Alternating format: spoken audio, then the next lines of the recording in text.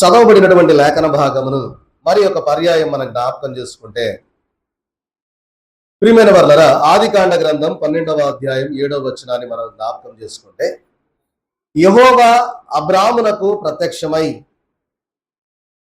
నీ సంతానమునకు ఈ దేశం ఇచ్చెదనని చెప్పగా, అతడు తనకు ప్రత్యక్షమైన యెహోవాకు ఒక బలిపీఠము కట్టెను. ప్రియమైన వర్లరా, ఇక్కడ చదవబడినటువంటి లేఖన భాగంలో అలాగే 8వ వచనంలో కూడా మనం చూస్తే, అక్కడ నుండి అతడు బయలుదేరి బేతేలుకు తూర్పున ఉన్న కొండకు చేరి పడమటనున్న బేతేలునకును తూర్పుననున్న హాయికిని మధ్య గుడారము వేసి అక్కడ యెహోవాకు బలిపీఠమును కట్టి యెహోవా నామమున ప్రార్థన చేసెను.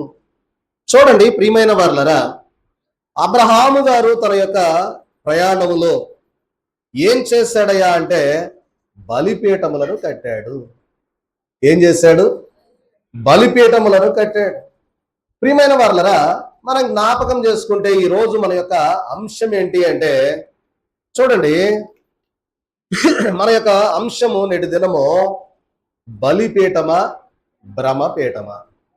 చెప్పండి, ఏంటి? మీ ఎవరికి కనపడుతుందా లేదా? మరి చెప్పరేం గట్టిగా? ఏంటి రోజు అంశం ఏంటి? బలిపీఠమా భ్రమపీఠమా? ప్రియమైన వారలారా, భ్రమపీఠము అనేటటువంటి పదం బైబిల్ గ్రంథంలో లేదు. కానీ ఈరోజు మనం ధ్యానించుకోబోయేటటువంటి అంశంలో చూస్తే ప్రత్యక్షంగా లేదు కానీ పరోక్షంగా భ్రమపీఠము అనేది మనకు కనబడతా ఉన్నది కొన్ని సందర్భాలలో. మనం జ్ఞాపకం చేసుకుంటే చూడండి, ఈరోజు మనకు ఈ యొక్క అబ్రహాము గారి ద్వారా మనకు దేవుడు నేర్పిస్తూ ఉన్న పాఠం ఏంటంటే, మనకు అంటున్నాను, మీకు అంటలేదు, మనకు ఏమి నేర్పిస్తా ఉన్నాడంటే, మనము బలిపీఠం కడుతున్నామా భ్రమపీఠం కడుతున్నామా మన కుటుంబాలలో, మన జీవితాలలో? ప్రియమైన వారలారా, బలిపీఠమా భ్రమపీఠమా? అబ్రహాము గారు ఎలాగ బలిపీఠం కట్టాడో మన జీవితాలలో, మన కుటుంబాలలో మనము మరి బలిపీఠం కడుతున్నామా భ్రమపీఠం కడుతున్నామా అనేటటువంటి సందర్భాన్ని ఈరోజు మనము జ్ఞాపకం చేసుకోబోతూ ఉన్నాం.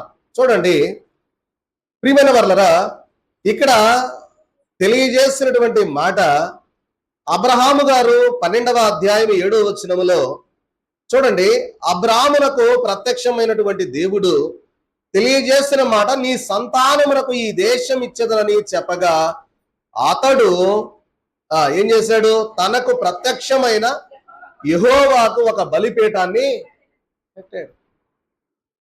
చూడండి, దేవుడు అబ్రహాము గారికి ప్రత్యక్షమై దేవుడు తెలియజేసినటువంటి గొప్ప వాగ్దానమును బట్టి, ఇదిగో ఈ దేశాన్ని నేను నీ యొక్క కుటుంబానికి అనగా నీ బిడ్డలైన వారికి, నీ తరతరములకు ఈ దేశాన్ని నేను ఇవ్వబోతా ఉన్నానని దేవుడు చెప్పినటువంటి మాటను బట్టి అబ్రహాము గారు ఏం చేశారంట? దేవునికి ఏం కట్టారు? గట్టిగా చెప్పండి. బలిపీఠం. బలిపీఠము అంటే అర్థం ఏంటి, బలిపీఠమునకు ఉన్నటువంటి విధానం ఏంటి అనేది ఈరోజు మనం చూస్తూ, ప్రియమైన వారలారా, చూడండి, ఈ యొక్క వచనాలను మనము ధ్యానం చేసుకుంటూ ముందుకు వెళితే, ఈ యొక్క బలిపీఠము అనబడినటువంటి మాట మనకు పరిశుద్ధ గ్రంథములో తేటగా అనేక మంది భక్తులు దేవుడు వారికి చేసినటువంటి కార్యముల ద్వారా బలిపీఠాలు కట్టారు. మరి భ్రమపీఠాలు ఎవరు కడుతున్నామయ్యా అంటే మనమే, నేనైనా మీరైనా, ఏమండి, ఎవరి మట్టుకు వారము మనం ఏం చేస్తా ఉన్నామంటే భ్రమపీఠాలు. చూడండి, మరి మీ అందరికీ కూడా జ్ఞాపకం ఉన్నట్టే, బహుశా పోయిన వారం నేను 1000 గంటల ప్రార్థనా యజ్ఞాన్ని మరి ప్రతి ఒక్కరము కూడా మరి మన వంతు బాధ్యతగా ప్రార్థన చేద్దాం, దేశం కొరకు, రైతుల కొరకు, మరి అన్ని అంశాలు మీ అందరికీ ఇచ్చేసాం. ఇంచుమించుగా అందరికి అందినట్లే. మీలో ఎంతమంది ప్రార్థన చేస్తూ ఉన్నారు? అందరు చేస్తున్నారా? మరి మాట్లాడండి.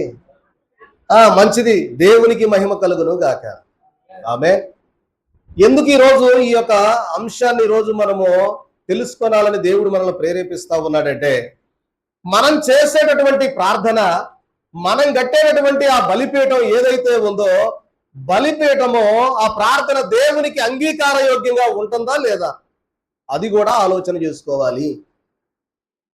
చూడండి, ఇక్కడ తెలియజేస్తూ ఉన్నటువంటి మాటను బట్టి ఈరోజు ప్రియమైన వర్లరా, మరి అనేకమైనటువంటి ఇళ్లలో ప్రార్థనలు జరుగుతూ ఉన్నాయి, కానీ ఆ యొక్క ప్రార్థనలు నిజమైన బలిపీఠమేనా, లేక కేవలం అలవాటుగా చేస్తూ ఉన్న బలిపీఠమా అంటే ప్రార్థన? ఈరోజు మనందరికీ కూడా అలవాటైపోయింది ప్రార్థన. ఏంటి అంటే, ప్రార్థన చేయడం అనేది ఒక అలవాటుగా మారిపోయింది తప్ప నామకార్థమైనటువంటి ప్రార్థనలు అయిపోయాయి. కానీ చూడండి, మొదటి రోజు ఆ అంశాలను చూడంగానే అబ్బా నిజంగా ఎంత భయంకరం అండి, దేశం ఎలాంటిగా ఉంది, రైతు ఎంత బాధపడతా ఉన్నాడో, వర్షాలు లేవు, వీటన్నిటిని బట్టి 1-2 రోజులు మనకు కన్నీరు వస్తుంది, కన్నీటితో బాగా ప్రార్థన చేస్తాం. ఆ తర్వాత మన యొక్క టార్గెట్ 42 రోజులు, ఆగస్టు 11 దాకా. ఈ 42 రోజులలో ఒక 10 రోజులు గడవగానే ఏమైపోద్ది అంటే అలవాటుగా మారిపోద్ది. టకటక పేపర్ తీసుకొని, దేవా ఏమైపోయింది అంటే గంట ప్రార్థన నాకు తెలిసి అర్ధగంటకే ముగింపు అయిపోతుంది. ఎందుకు ఈ మాట చెప్తున్నా అంటే, మా అమ్మాయే నన్ను అడిగింది, మా అన్నయ్య వాళ్ళ అమ్మాయే, బాబాయ్ అర్ధగంటకు పేపర్ అయిపోయింది, ప్రార్థన చేయటం అంటే. ఆ రోజు ఆ పాపకు చెప్పా ఎలా ప్రార్థన చేయాలో. అమ్మా చదవటం కాదురా, అది ప్రార్థనలాగా, అది ఫీల్ అవుతా చేయాలి, ఆ బాధను మనం అనుభవిస్తా చేయాలి, అప్పుడు మనకు అది అర్థం అవుద్ది, దేవునికి మనం విన్నవించినట్లు అని తెలియజేసినప్పుడు ఆ తర్వాత రోజు ప్రార్థన చేశానని చెప్పింది. ఏంటి అంటే, ఆ తర్వాత రోజు చేస్తే బాబాయ్ గంటంబావు పెట్టింది ప్రార్థన. అంటే ఏమైపోద్ది అంటే, మనం చేయగా అది అలవాటైపోయి కేవలం నామకార్థ ప్రార్థన కాకూడదనేదే నా బాధ అంతా. అది నేను చెప్పాలనుకుంటుంది అదే మీకు. చూడండి ప్రియమైన వార్లరా, ఈరోజు మన యొక్క పరిస్థితులను బట్టి మనం జ్ఞాపకం చేసుకుంటే, మనం బలంగా ప్రార్థన చేస్తూ ఉన్నప్పుడు, అమ్మా వింటున్నారా, వినండి, మనం బలంగా ప్రార్థన చేస్తూ ఉన్నప్పుడు అనేక సందర్భాల్లో మనం ఎంత ప్రార్థించినా ఎందుకు మన జీవితాలు మారడం లేదు? ఏమండి, మన జీవితాలు ఎందుకు మారడం లేదు? ప్రియమైన వారలారా, సంఘాలలో మార్పు రావడం లేదు, కుటుంబాలలో మార్పు రావడం లేదు. మరి ఇక ప్రార్థన వల్ల ఉపయోగం ఏంటి? చూడండి, కొద్ది దినాలు గడిచిన తర్వాత ఈ 42 రోజుల ప్రార్థన బట్టి, దేవుని మహాకృపను బట్టి గొప్ప వర్షం కురియును గాక. ఆమేన్ అంటే మీరు వింటలేదన్నమాట. మరి మీకు అర్థమైతే మీరు ఏం చెప్పాలా? ఆమేన్ చెప్పాలి కదా. ఈ 42 రోజుల ప్రార్థన లోపే దేవుడు మనకు మంచి వర్షములను దేవుడు అనుగ్రహింపజేయును గాక. ఆమేన్. రైతులకు మంచి పంటలు దేవుడు అనుగ్రహింపజేయును గాక. మీ అందరి ప్రార్థనలు బట్టి మనలాగా కొన్ని వేల మంది, లక్షల మంది ప్రార్థనలు చేస్తున్నారు. చూడండి, మరి కుటుంబాలు మారడం లేదు, సంఘాలలో మార్పు రావడం లేదు. కొద్ది దినాలు గడిచిన తర్వాత, ఏమ్మా నాళ్ళు ప్రార్థనకి వెళ్ళావు, ఏమి నేర్చుకున్నావు, ఇదేనా మీ పాస్టర్ గారు మీకు చెప్పి నేర్పించే ప్రార్థన లేదా పద్ధతి అంటే ఏమైపోద్ది మన పరిస్థితి తర్వాత? అర్థమవుతుందంటారా? ఏమ్మా మరణాత. కాబట్టి ప్రియమైన వారలరా, ఎందుకు బలిపీఠాలు తగ్గిపోయి బ్రహ్మపీఠాలు పెరిగిపోయాయి? కనపడుతుందా? బలిపీఠం పరిస్థితి ఎలా ఉంది, బ్రహ్మపీఠం పరిస్థితి ఎలా ఉంది? అది జూమ్ చేయడానికి అవ్వదు, కానీ ఏమున్నాయి? బైబిల్ ఉంది, సెల్ ఫోన్ ఉంది, ఆ తర్వాత డబ్బులు, బంగారం, ఇంకా వగైరా.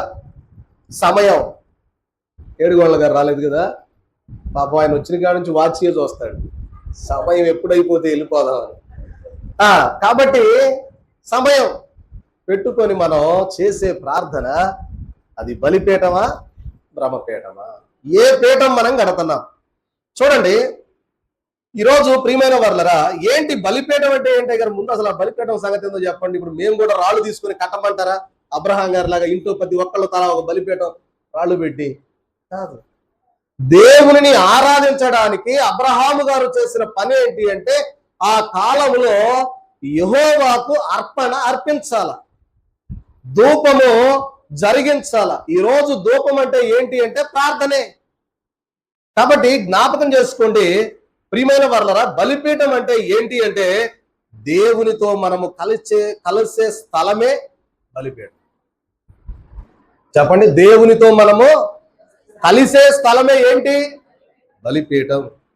ప్రియమైన వారలారా, సమర్పణ చేసేటటువంటి స్థలమే, మనలను మనము సమర్పించుకునే స్థలమే బలిపీఠం. కన్నీరు గార్చే స్థలమే బలిపీఠం. ప్రియమైన వారలారా, ఇంకా పశ్చాత్తాపడేటటువంటి స్థలమే బలిపీఠం. దేవుని స్వరాన్ని వినగలిగే స్థలమే బలిపీఠం. కాబట్టి ఇప్పుడు ఆ బలిపీఠం అనబడినటువంటి స్థలం మన అందరిలో ఉంది. అందరము, అదే నేను అంటున్నాను, ఆ బలిపీఠాన్ని మనం కట్టి ఆరాధన ప్రార్థన జరిగిస్తూ ఉన్నామా? కేవలం అయ్యగారు చెప్పారు గంట సమయం అన్నారు, గంట సమయానికి మనం టైం పెట్టుకొని ముగిద్దాం అంటే మీకు ఇవ్వబడినటువంటి సమయం కనీసం ఒక గంట అయినా మనకున్న సమస్యల మీద ప్రార్థన చెయ్యాలి అనేది. కాబట్టి మనము బలిపీఠమా? ప్రియమైన వారలారా, బ్రహ్మపీఠమా? మనస్సు మారే స్థలం. ఆ స్థలానికి వెళితే మనస్సు మారిపోవాలి. అందుకే పెద్దమ్మ గారు మరి కొన్ని సందర్భాల్లో వాక్యం చెప్తూ మరి ఇందాకల మరి మన ఒల్లి పద్మ గారు బాగా జ్ఞాపకం చేసుకున్నారు పెద్దమ్మ గారు. పైగా అమ్మగారి పాటలు విని చాలా కాలం అయిందయ్యా.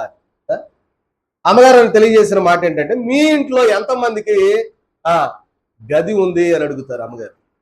మీకు గది ఉందా? మాకు చాలా గదులు ఉన్నాయి. ఆ గది కాదు, సన్నిధి గది ఉందా? ప్రియమైన వారలారా, ఇంటికి అన్ని గదులు ఉన్నా దేవుని గది అనేది ఒకటి ఉండాల. ఆయన దేశపోయి ఏదో ఒక మూల చెక్కి పెట్టడం కాదు సుమా. సన్నిధి, ఆయన మనము కలిసే ఒక స్థలం, మన మనస్సు మారే స్థలం, మనం పశ్చాత్తాపడే స్థలం, కన్నీరు గార్చే స్థలం ఏదైతే ఉందో అదే ఆ కాలంలో బలిపీఠంగా పోల్చారు. ఈ కాలంలో మనము చేసే ప్రార్థన సన్నిధి గదే. ప్రియమైన వారలారా, ఈ మోషే సుఖోపవాస ధ్యాన దినములలో ప్రార్థన యజ్ఞములు ఉన్నటువంటి మన జీవితాలలో కూడా చూడండి, బ్రహ్మపీఠం అంటే ఏంటయ్యా అంటే ప్రార్థన ఉంటది కానీ పశ్చాత్తాపం లేదు. అది బ్రహ్మపీఠం. ఏంటంట? ప్రార్థన ఉంటది, ఏముండదు. అది చూడండి, నా దగ్గర ఆ లిస్టు లేదు కానీ ప్రార్థనాంశాల లిస్టు ఉందా మీ దగ్గర? ఎవరి దగ్గరన్నా? నేను ఇంట్లో పెట్టి వచ్చాను. సరే, ఉంది సహోదరుడి దగ్గర. ఇందులో ఉన్నటువంటి ప్రార్థనలు మీరు చేస్తూ ఉన్నప్పుడు ప్రియమైన వారలారా, మనము ప్రార్థన చేస్తాం కానీ పశ్చాత్తాప స్థితిని బట్టి మనం ప్రార్థన చేస్తామా? చేయం. అంటే అయ్యా మాకు అది ఎలా చేయాలో తెలియదు, మీరు చెప్పలేదు కదా. చూడండి, నేను మీకు ఒక చిన్న ఉదాహరణ, ఒక చిన్న ప్రార్థన, రెండో అంశం, నేను మీకు ఇచ్చిన 25 అంశాల్లో ఒక అంశం దేశ పాపముల కొరకు పశ్చాత్తాప ప్రార్థన అని తెలియజేశాను. అందులో దానియేలు గ్రంథము 9వ అధ్యాయం 4వ వచనములో ఇలాగ రాయబడి ఉంది, నేను నా దేవుడైన యెహోవా ఎదుట ప్రార్థన చేసి ఒప్పుకొన్నదేమనగా, ప్రభువా, మహాత్మయము కలిగిన భీకరుడు వగు దేవా, నీ ఆజ్ఞలను అనుసరించి నడుచు వారి ఎడల నీ నిబంధనలు నీ కృపను జ్ఞాపకము చేయువాడా. తండ్రి, ఇలాగు దానియేలు గ్రంథములో అయ్యా ఇదిగో మీరు సెలవిచ్చారు తండ్రి. ఇదిగో నెహెమ్యా గ్రంథంలో మీరు అంటూ ఉన్నారు, నెహెమ్యా గారు అంటూ ఉన్నారు, నీ చెవి యొగ్గి నీ నేత్రములు తెరచి నీ సన్నిధిని దివారాత్రము నీ దాసులైన ఇశ్రాయేలీయుల పక్షముగా నేను చేయు ప్రార్థన అంగీకరించుము.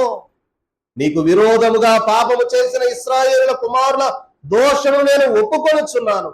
నేను నా తండ్రి ఇంటి వారును పాపము చేసి ఉన్నాము. నీ ఎదుట బహు అసహ్యముగా ప్రవర్తించితిమి. నీ సేవకుడైన మోషేతో నీవు నిర్ణయించిన ఆజ్ఞలనైనను కట్టడలనైనను విధులనైనను మేము గైకొనకపోతిమయ్యా.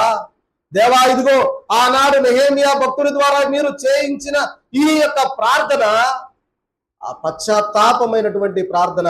దేవా, ఇదిగో మా దేశంలో కూడా జరుగుతూ ఉన్నటువంటి ఈ భయంకరమైనటువంటి స్థితి, మా దేశంలో ఉన్నటువంటి మా యొక్క సహోదరులందరి కొరకు, వారి యొక్క పాపముల కొరకు నేను పశ్చాత్తాపడుతున్నానయ్యా అని మన యొక్క హృదయ వేదనను దేవుని సన్నిధిలో కుమ్మరింపజేయాలి. ప్రియమైన వారలారా, అప్పుడు ఆ వచనాల తర్వాత మళ్ళీ తర్వాత మరొక మరి వాగ్దానం ఉంది. యోహాను మొదటి పత్రిక 1:9 మన పాపములను మనము ఒప్పుకొని ఎడల ఆయన నమ్మదగిన వాడును నీతిమంతుడును గనక ఆయన మన పాపములను క్షమించి సమస్త దుర్నీతి నుండి మనలను పవిత్రులుగా చేయును. దేవా, ఇదిగో మీరు సెలవిచ్చారు, మేము మా పాపమును ఒప్పుకున్నప్పుడు ఆయన నమ్మదగిన వాడు నీతిమంతుడు అని మా పాపములను క్షమించి సమస్త దుర్నీతి నుండి మమ్మల్ని విడిపిస్తానన్నావు గనక ఈ వాగ్దానాన్ని పట్టుకొని ఇదిగో మీ సన్నిధిలో నేను ప్రార్థన చేస్తా ఉన్నానయ్యా అని కింద ఉన్న ప్రార్థనలోనికి వెళ్ళి, కరుణగల తండ్రి, మేము పాపము చేసి ఉన్నాము, నీవు చూపిన మార్గములను విడిచిపోయామయ్యా, నీ వాక్యమును నిర్లక్ష్యం చేశాము దేవా, మా దేశంలో పెరిగిన అవినీతయ, అన్యాయము, హింస, వ్యసనముల కొరకు నీ క్షమాపణ కోరుచు ఉన్నాము స్వామి. యేసు రక్తము చేత మమ్మల్ని శుద్ధిపరచుము, మా భూమిని స్వస్థపరచుమని ప్రార్థిస్తూ ఉన్నామయ్యా అని ఆ యొక్క ఫీలింగ్, ఆ యొక్క పశ్చాత్తాపముతో కూడిన ప్రార్థన ఎప్పుడైతే మనం చేస్తామో అప్పుడు ఆ ప్రార్థనకు తప్పకుండా నెరవేరుతుంటది. ఎందుకు ఈ మాట చెప్తా ఉన్నానంటే, ప్రార్థన ఉంది, మనందరం ప్రార్థన చేస్తున్నాం. నిజంగా ఇందును బట్టి నేను నిజంగా చాలా సంతోషిస్తున్నా. మీ అందరికీ ఇచ్చిన తర్వాత నేను మొత్తం ఒక లిస్ట్ అవుట్ చేశా. ఎంతమంది అయ్యారు, ఎంతమంది ఇంట్రెస్ట్ చూపించారు, ఎంతమంది ప్రార్థన చేయడానికి మరి ఆ యొక్క ఇష్టాన్ని సంతోషంగా అంగీకరించారని చూస్తే ఇంచుమించుగా 70 మంది అయ్యారు. ఎంతమంది అంట? 70 మంది.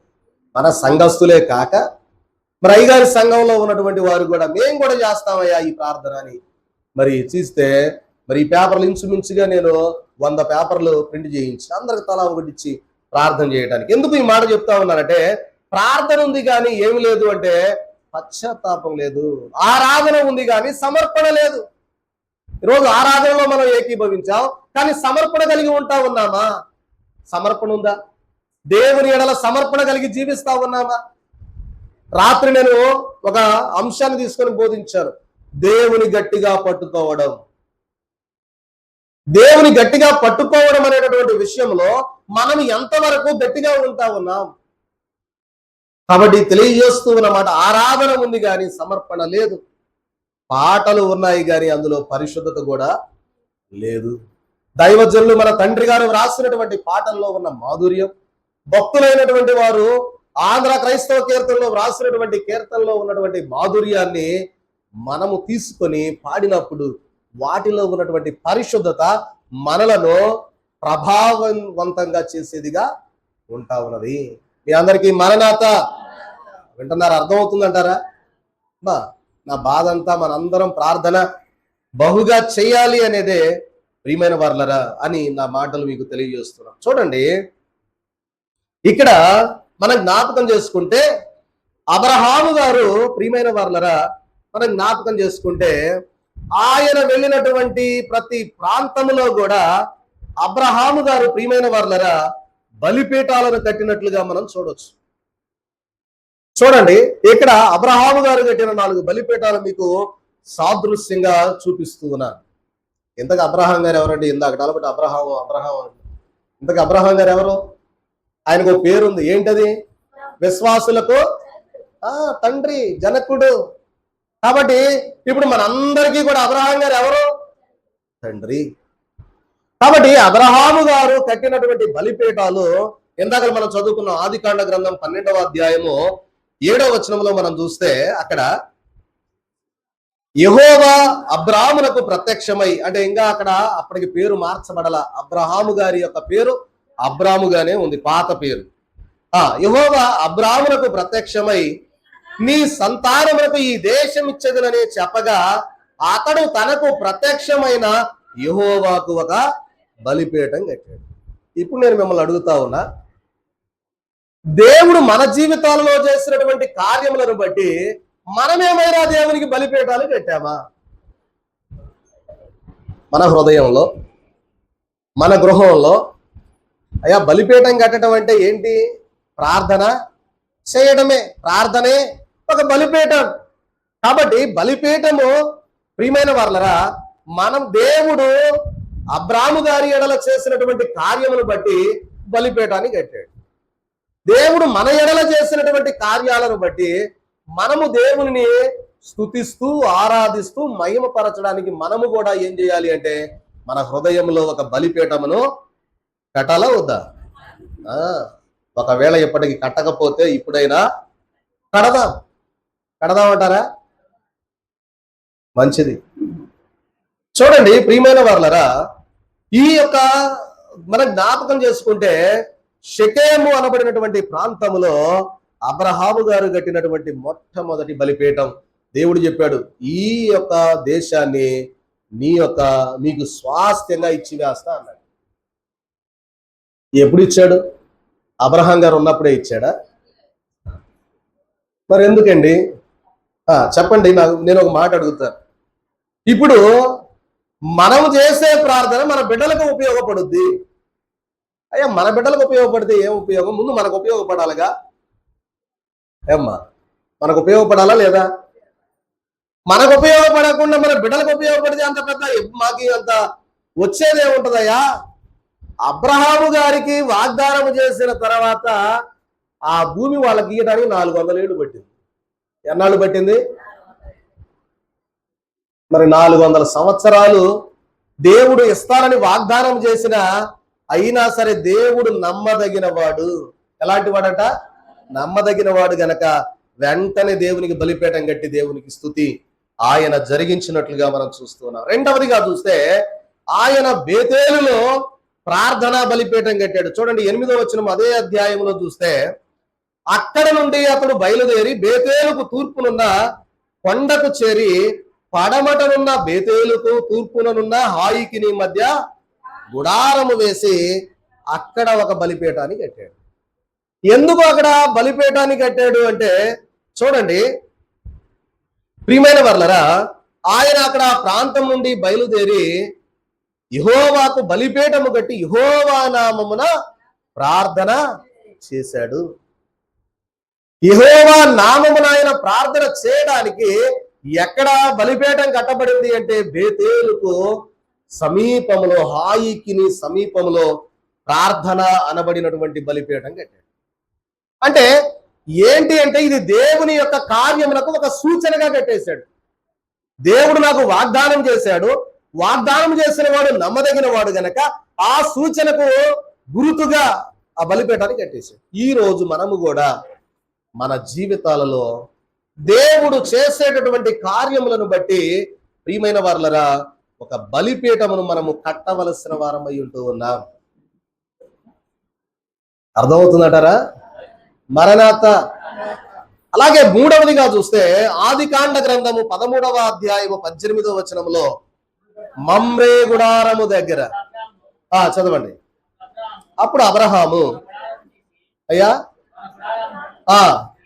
తీసి హెబ్రోనులోని మమ్రే దగ్గరనున్న సింధూర వృక్ష వనములో దిగి అక్కడ యెహోవాకు బలిపీఠము కట్టెను.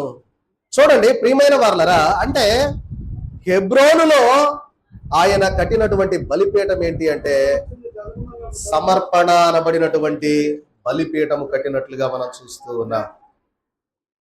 కాబట్టి ప్రియమైన వారలరా వినండి, జాగ్రత్తగా మనం జ్ఞాపకం చేసుకుంటే, ఇక్కడ ముందు కూర్చోండి, ఖాళీ ఉంది, ఇక్కడ ముందు కూర్చోండి కొంతమంది. చూడండి ప్రియమైన వారలరా, ఇక్కడ మనం చూస్తే మమ్రే దగ్గర ఉన్నటువంటి సమర్పణ బలిపీఠం, ఎందుకు ఈ యొక్క బలిపీఠాన్ని కట్టాడు అని మనం జ్ఞాపకం చేసుకుంటే, ప్రియమైన వారలరా ఇక్కడ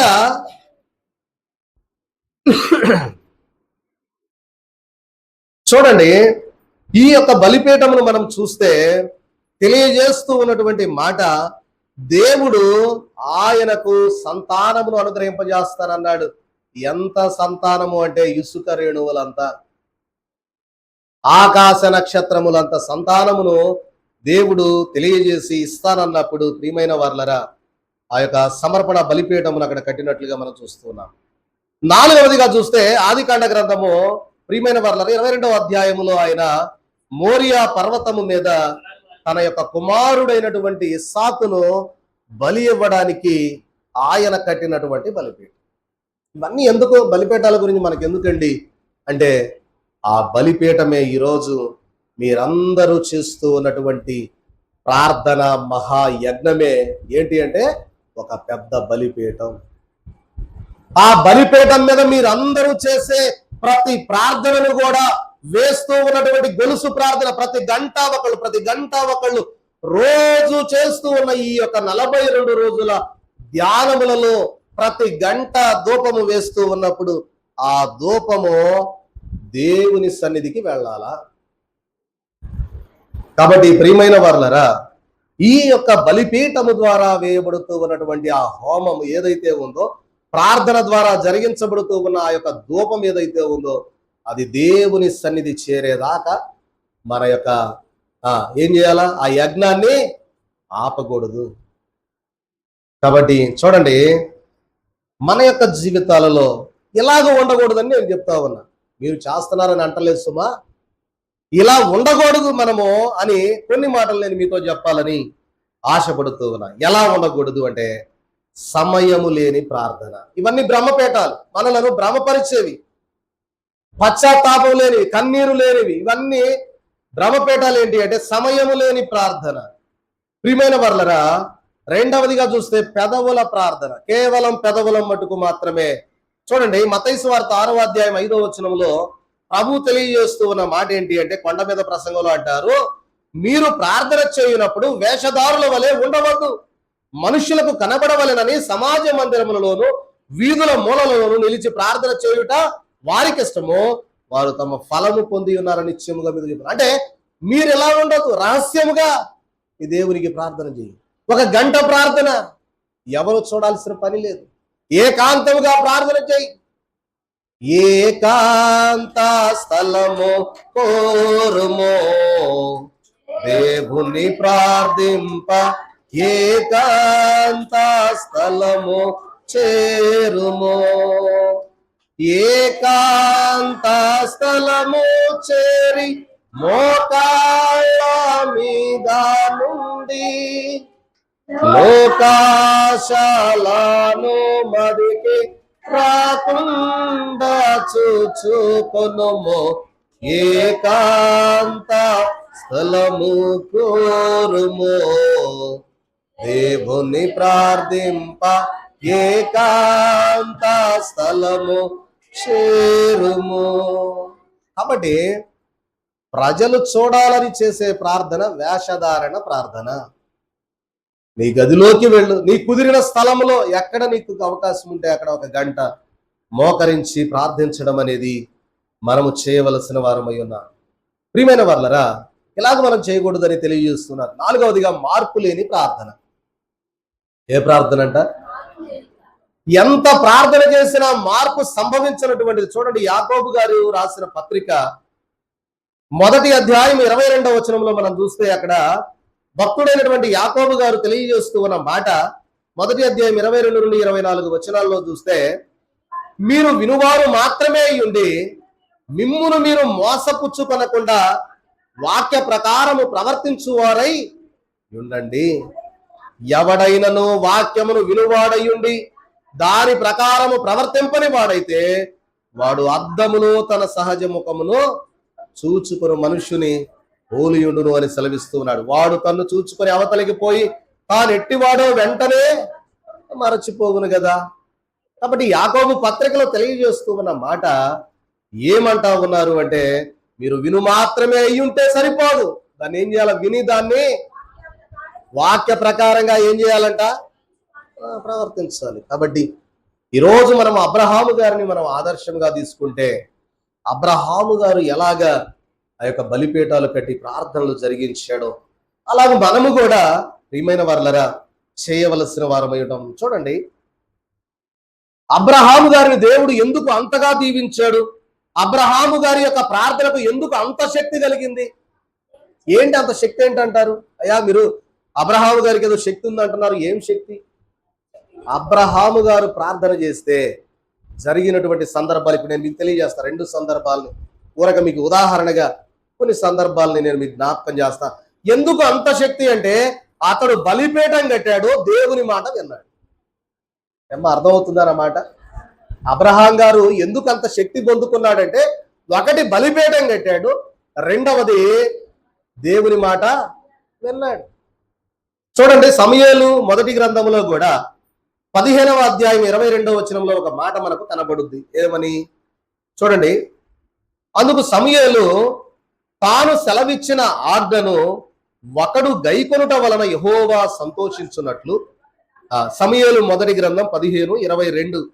ఇక్కడ తెలియజేస్తూ ఉన్న మాట ఏంటంటే, అందుకు సమూయేలు తాను సెలవిచ్చిన ఆజ్ఞను ఒకడు గైకొనుట వలన యెహోవా సంతోషించున్నట్లు, ఒకడు దహన బలులను అర్పించుట కంటే ఆజ్ఞను గైకొనుటయు పొట్టేళ్ల ప్రభు అర్పించుట కంటే మాట వినుట శ్రేష్టము కదా.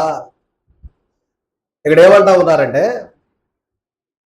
దహన బలులు అర్పించుట కంటే, దేవునికి దహన బలి అర్పించి రాళ్లు కట్టి ఆ యొక్క బలిపీఠం కట్టి దాని మీద ఆ యొక్క పొట్టేలను వధించి దాని మీద అర్పించి ఆ యొక్క బలులు అర్పించట కంటే ఏది శ్రేష్టం అంట?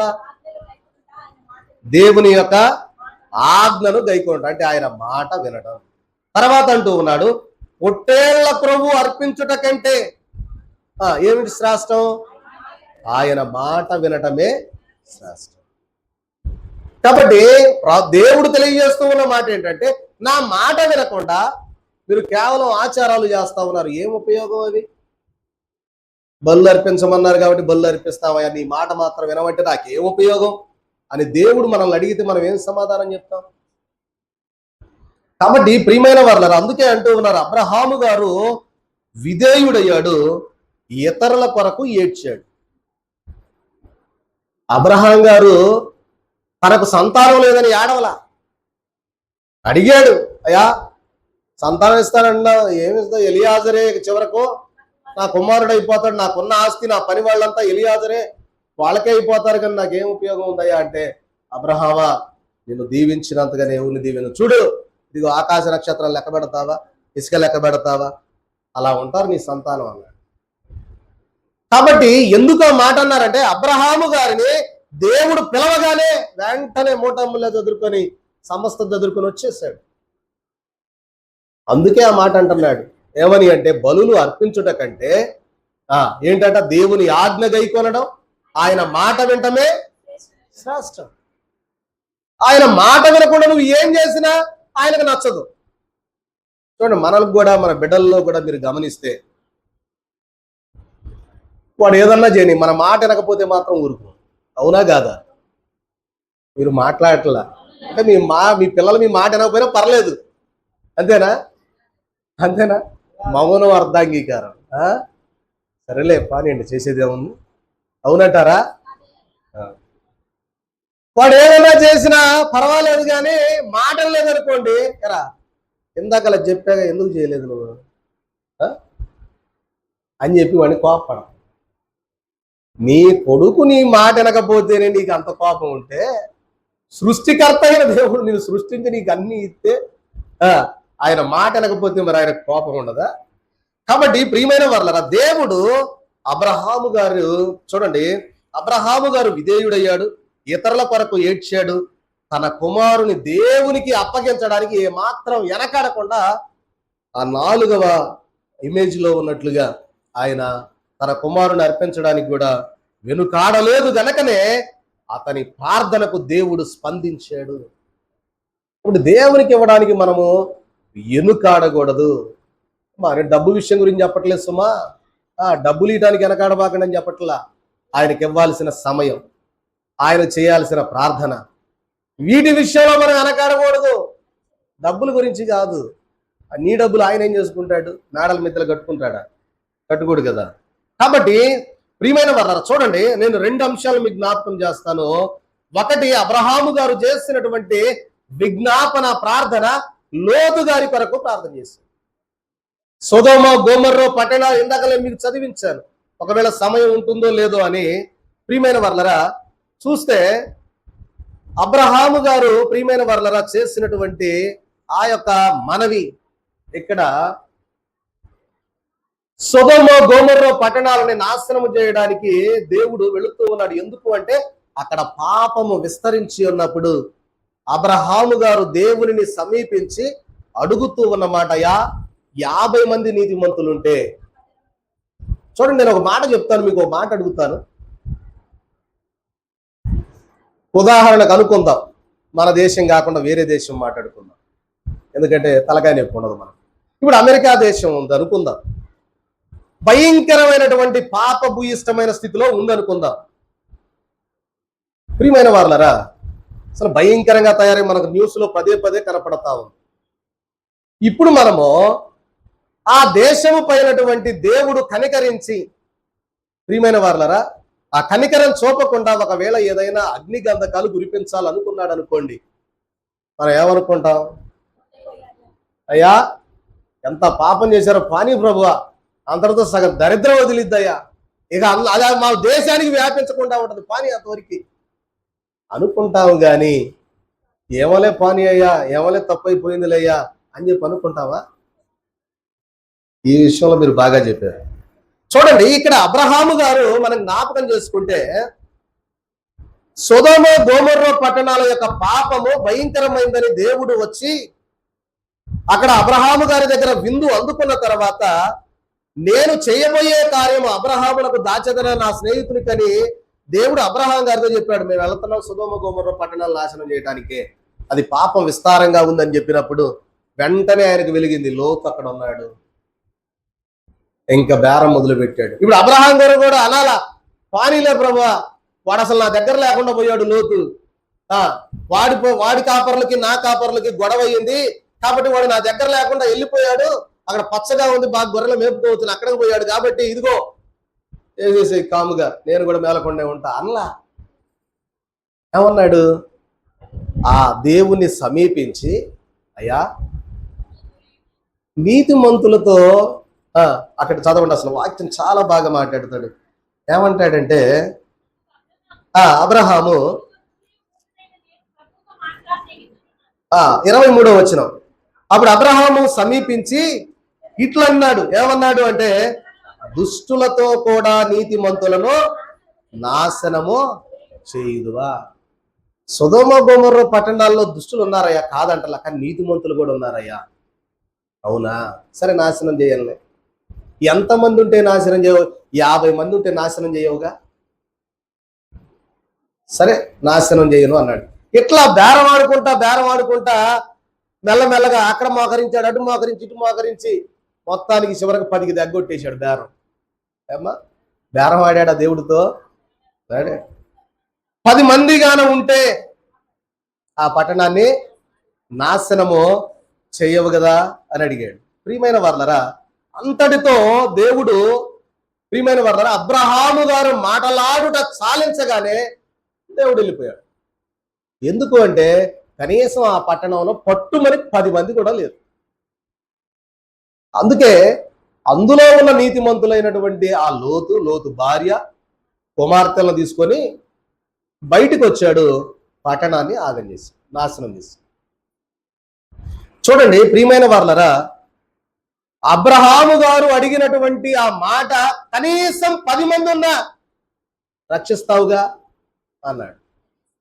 ఎందుకు అంటే యూదుల యొక్క సాంప్రదాయం, ఇశ్రాయేలీల యొక్క మరి ఆ యొక్క నియమం ప్రకారం అంట. ఇది మరి వ్రాయబడినటువంటి అధ్యయనాల్లో ఉన్న మాట ఏంటంటే, ఇశ్రాయేలీల నియమం ప్రకారం కనీసం 10 మంది కూడా లేకపోతే అది సమావేశమే కాదు. కాబట్టి ప్రియమైన వాళ్ళరా, ఇక అంతకన్నా ఇక అబ్రహాం గారు ఇక అడగటానికి అవకాశం లేదు.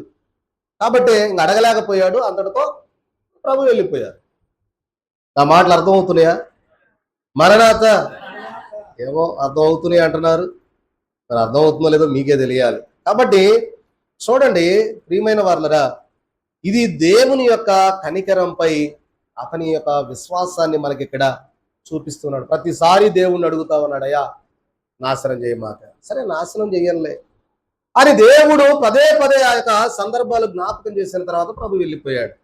చూడండి ఎందుకు ఆ మాట నాశనం చేయను అన్నాడంటే, దేవుడు మానవుని ఈ లోకంలో సృష్టించింది నాశనం చేయడానికి కాదు, ఎలాగైనా వాడిని మార్పు చేసి వాడిని ఎలాగైనా మార్చి తన యొక్క పరలోకానికి తీసుకువెళ్ళాలనేదే దేవుని యొక్క ఆశ. మన కడుపును పుట్టిన బిడ్డని తప్పు చేశాడని ఎవడైనా ఉరేస్తాడా? తీసుకెళ్ళి చెప్పండి. వాడిని కొట్టు, మందలించో, బుద్ధి చెప్పు, ఏదో రకంగా దారిలో పెట్టుకుంటాం అంతే తప్ప ఉరి మాత్రం ఏ కషాయుడు వేయటమే తప్ప ఆడు మనిషే కాదు. ఆ? కాబట్టి ఇక్కడ తెలియజేస్తూ ఉన్న మాట ఏంటంటే, దేవుడు ఎందుకు ఆ మాట అన్నాడు అంటే, ప్రియమైన వర్లరా, తీర్పు ఇవ్వడానికి ఆయన తొందరపడకుండా రక్షించడానికి అనేకమైన అవకాశాలు ఇచ్చాడు. 50 అన్నాడు, 45 అన్నాడు, 30 అన్నాడు, 20 అన్నాడు, 10 అన్నాడు. అనేక అవకాశాలు ఇచ్చినా కూడా అక్కడ లేని కారణంగా ఆ పట్టణాన్ని రక్షించకుండానే దహనం చేసినట్లుగా మనం చూస్తాం. చూడండి, పేతురు గారు రాసిన 2వ పత్రిక 3వ అధ్యాయం 9వ వచనంలో చూస్తే అక్కడ అంటాడు, కొందరు ఆలస్యమని ఎంచుకొనున్నట్లు ప్రభు తన వాగ్దానమును గూర్చి ఆలస్యము చేయువాడు కాడు గాని ఎవడును నశింపవలెనని ఇచ్చయింపక అందరూ మారు మనస్సు పొందవలెనని కోరుచు మీ ఎడల దీర్ఘశాంతము గలవాడై ఉన్నాడు అంటున్నారు. ఏంటంట? నా అందరి ఎడల దేవుడు ఏం కలిగి ఉన్నాడు? దీర్ఘశాంతము. లేకపోతే ఈ పాటికి మనం అందరం భస్మం అయిపోయేవాడు. మారతాడులే ఇంకా టైం ఇద్దాం, అవకాశం ఇద్దాం, చూద్దాం. మారతాడు మారిద్దండి, నాకు తెలుసు అని దేవుడు దీర్ఘశాంతము కలిగి మనకేమిస్తాడు అంటే అవకాశాలు ఇస్తా ఉంటాడు. అందుకే ప్రియమైన వర్లరా, పేతురు మహాభక్తుడు భక్త కోటికి రాసిన ఈ వచనములో అంటూ ఉన్నటువంటి మాట, కొందరు ఆలస్యమని ఎంచుకున్నట్లు ప్రభు తన వాగ్దానమును గురించి ఆలస్యము చేయువాడు కాదు. ఎందుకంటే అందరూ అంతటా మారు మనసు పొందాలి. అప్పటిదాకా ఆయన వేచి ఉంటాడు. కాబట్టి ప్రియమైన వర్లరా, దేవుడే ఎవరు నశింపకూడదని ఆయన వాగ్దానం చేస్తా ఉంటే మనం ఎందుకు కోరుకోవాలా? వాడు అంతేనండి, వాడు మాట వినడండి, పానీయండి, వాడిని తీసేసేయండి, వాడు రాడండి దేవుడి దగ్గరికి, వాడిని పానీయండి, వాడు నరకంలోకి అని అంటానికి నీకు నాకు ఏమి హక్కు ఉంది? దేవుడే ఏమంటున్నాడు? నేనే దీర్ఘశాంతమవుతుండే చూస్తుంటే నీకేమైందయా? నీ స్నేహితుడేగా, నీ మిత్రుడేగా, నీ బంధువేగా, వాడి కోసం ప్రార్థన చేయవా అని అంటూ అడుగుతూ ఉన్నాడు. రక్షణ పొందని కుటుంబ సభ్యుల కోసం నువ్వు ఒక మధ్యవర్తిగా నిలబడి ప్రార్థన చేయాలి. అర్థమవుతుందా నా మాట? నిద్ర వస్తుందా? ఏమో మీ పార్టీకి మీరు చెప్పుకుంటా పోతున్నారు, మా పార్టీకి మేము నిద్రపోతామంటారా? కాబట్టి ప్రియమైన వర్లరా, పాపములో చిక్కుకున్న యువత కోసం ఈరోజు యవ్వనస్తులు మీకు ఇచ్చిన అంశాల్లో యవ్వనస్తుల కొరకు ఉంది, పిల్లల కొరకు ఉంది, వ్యసనాలలో మత్తు పదార్థాల్లో బానిసలైపోతూ ఉన్న వారికి, విడిపోతున్న కుటుంబాల కొరకు, సేవకుల కొరకు, అనారోగ్యవంతుల కొరకు, దేశం కొరకు, గ్రామాల కొరకు, పట్టణాల కొరకు ఒక మధ్యవర్తి వలె అబ్రహాము ఎలాగ మధ్యవర్తిగా దేవుని దగ్గర ప్రార్థన చేశాడో అటువంటి అబ్రహాము వలె ఈ రోజు నువ్వు తయారవ్వాలా. కాబట్టి ప్రియమైన వర్లరా, చూడండి, ఈ రీతిగా మనం జ్ఞాపకం చేసుకుంటే మనము అందరి కొరకు ప్రార్థించవలసిన వారం అయి ఉంటూ ఉన్నాం. చూడండి, మరొకటిగా నేను చెప్పి 5 నిమిషాల్లో నేను నా మాటలు ముగిస్తాను. ఏంటంటే, మరొకటిగా చూస్తే ప్రియమైన వర్లరా, మరొక సందర్భంలో కూడా మనం జ్ఞాపకం చేసుకుంటే ఇక్కడ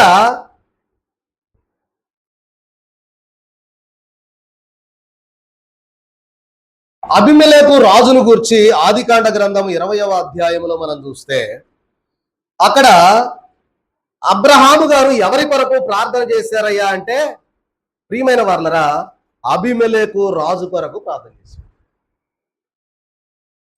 అబీమెలెకు రాజు అబ్రహాము గారికి పోంగానే ఏమి మర్యాద మంచి అవేమి చేయలా. చూడండి, మీకు ఆ అధ్యాయం చదివితే బాగా అర్థమవుద్ది.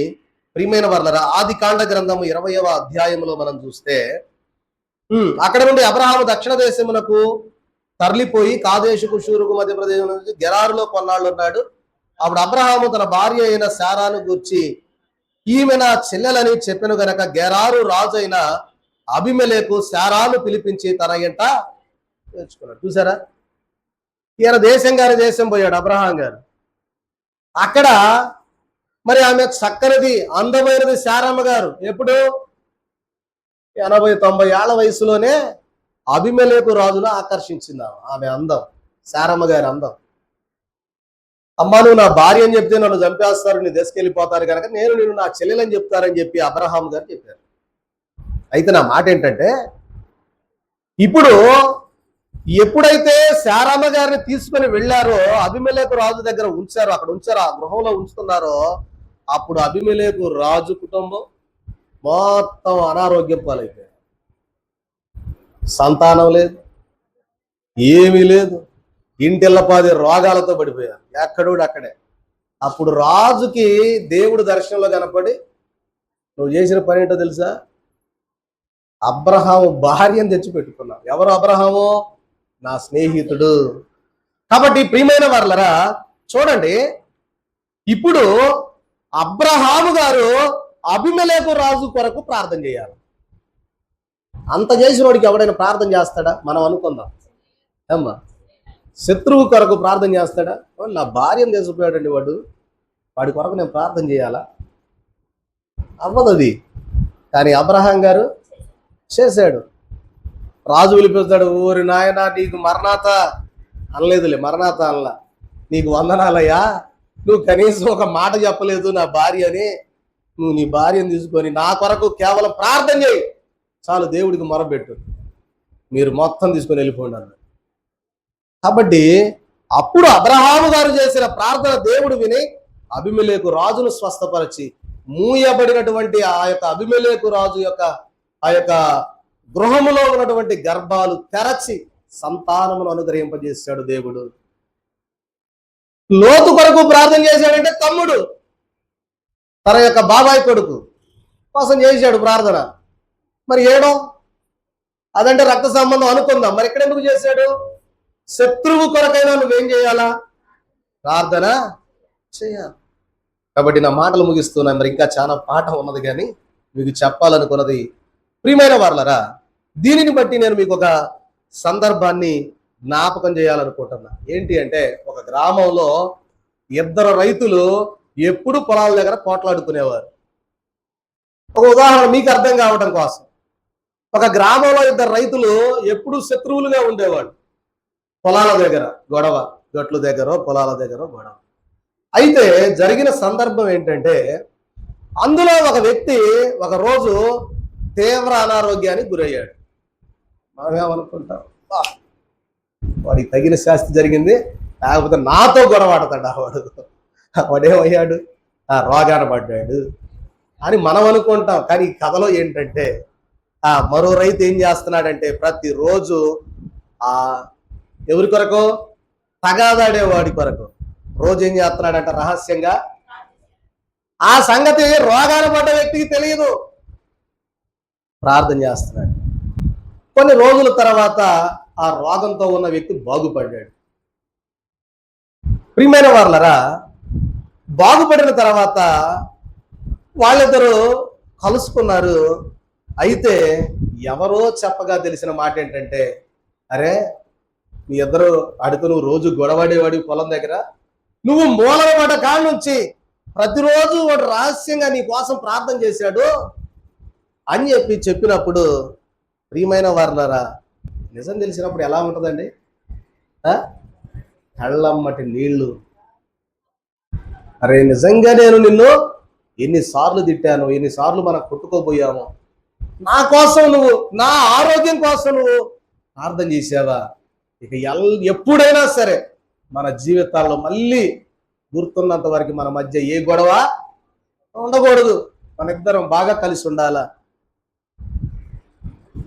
ఇద్దరు రైతుల మధ్య అంత ప్రేమ ఉంటే, మన కొరకు నిరంతరం ప్రార్థిస్తూ ఉన్నటువంటి యేసుక్రీస్తు ప్రభు వారికి ఎంత ప్రేమ ఉండాలా? ఆలోచన చేయండి. మనం ఎన్నిసార్లు ఆయన పిలుస్తా ఉంటే పక్కకి వెళ్ళిపోయాము. ఆలోచన చేసుకుని మన మైండ్లో రీల్ వేసుకోవచ్చు. ఆయన నువ్వు ఇటు వెళ్ళమంటే అటు వెళ్ళిన సందర్భాలు, నువ్వు రమ్మంటే రాకుండా వెళ్ళిపోయిన సందర్భాలు. మరి ఇవన్నీ తెలిసినప్పుడు ప్రభువు కూడా మనల్ని ఏం చేయాలా? మనం అనుకున్నట్టుగా అనుకోవాలా. కానీ అదే యేసుక్రీస్తు ప్రభు వారి యొక్క ప్రేమ. అరే మనిషిలో ఒక కేవలం ఇద్దరు రైతులలోనే ఇలాంటి ప్రేమ ఉంటే, మన కొరకు తన ఏకైక కుమారుని లోకానికి పంపించిన ఆయనకి ఎంత ప్రేమ ఉంటుంది? అదే క్రీస్తు ప్రేమ అని తెలియజేస్తున్నారు. కాబట్టి ప్రియమైన వారలారా, అబ్రహాము గారు ఎలాగ బలిపీఠాలను కట్టాడో, మనము కూడా అటు బలిపీఠాలను కడుతూ భ్రమపీఠాలను తీసివేసి, ఏ పీఠాలు తీసేయాలా? బలిపీఠం తీసేయాలా? భ్రమపీఠం తీసేయాలా? భ్రమపీఠాన్ని తీసివేసి బలిపీఠాన్ని మనము కట్టుకొని, ప్రియమైన వారలరా, దేవుడు మనకు అప్పగించినటువంటి పని అనేకుల కొరకు ప్రార్థన చేయాలి, అనేకుల కొరకు మనము మోకరించాలి, అనేకుల కొరకు మనము కన్నీరు గార్చాలి అని మనము ఆయన సన్నిధిలో నిలవబడవలసిన వారమై ఉన్నాం.